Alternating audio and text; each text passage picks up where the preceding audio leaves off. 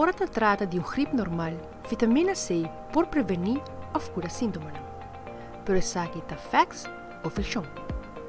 Vitamin C is not a silver bullet. It's not gonna, be magical and get you just over this cold. Dr. Gis Bracamonte, com Mayo Clinic, a comentar que não tem estudio que está prueba que vitamina C por stop de vida malo.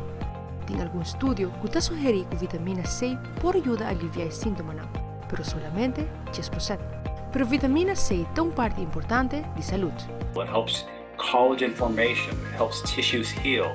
It helps protein and muscle form and stay healthy. It helps your immune system work well. So that's what vitamin C does. Opo haya vitamina C de fruta não, tomate e brócoli. The average orange has about 50 milligrams of vitamin C. So an orange, a strawberry, some of that, just nature's way of getting vitamin C should be enough to sustain you. E se você quer mais vitamina C, Dr. Bracamonte está comentando que comprar vitamina C lo pode ajudar, pero está necessário para passar na doctor de casa e consultar esaki. Too much of anything is not a good thing. I just tell people old-fashioned thyme, rest, chicken soup can also be the best medicine. Fabiola Angela Hernandez, Patria Noticia.